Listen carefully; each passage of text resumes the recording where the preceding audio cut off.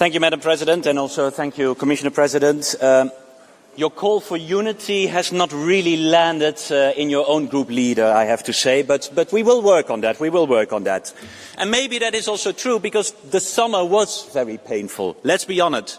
The EU has to back Trump to be at the peace table and is forced to swallow US tariffs. Putin's drones are flying over Poland and children are bombed and starved in Gaza, and we do nothing. Europe has entered a world of power, yet we are still playing chess in a boxing match. Business as usual is a recipe for another 3 years of humiliation. Europe has to stop thinking as a market and start acting as a power. And I have to say,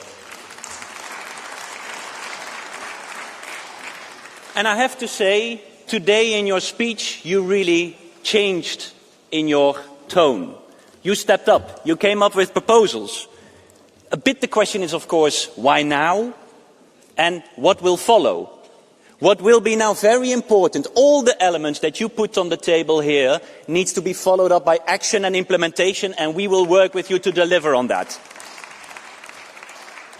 But there are also still inconsistencies that we have to address. Because if we are going to step up as a leader and step up in the ring to work on our own independence on security, economy and digital services, we need to be consistent.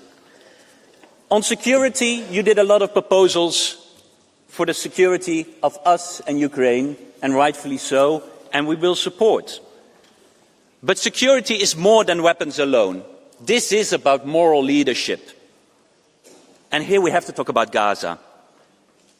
Will we only start acting on Gaza when there is no Gaza left?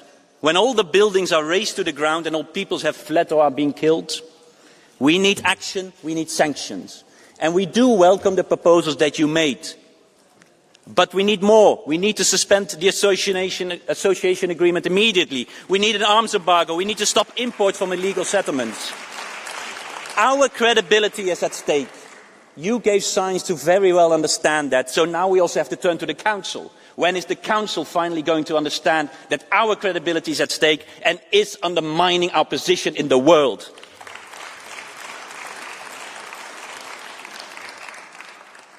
Security also means acting on climate change, and you mentioned the forest fires and you showed the forest fighters. And here really towards the EPP, that you think you can slow down on climate action shows how disconnected you are from reality. We need a thriving economy that stays within our planetary boundaries, and that's what we need to work on.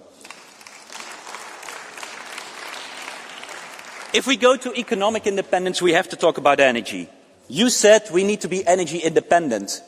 But at the same time, you sign a Trump deal that delivers and promises a $750 billion investment in American energy. American energy that is dirtier than we have seen before.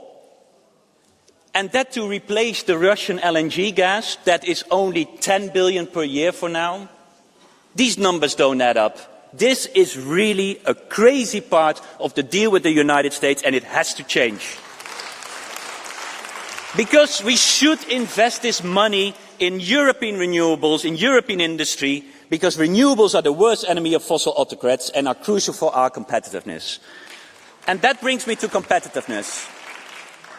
Competitiveness is being framed too much as deregulation.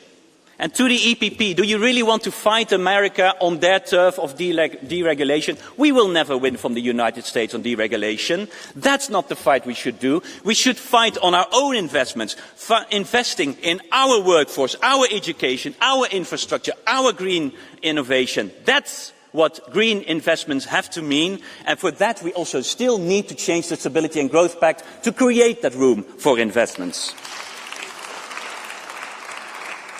You took your initiatives, you mentioned the initiatives on how the Commission can work on demand, on circular economy, on clean tech.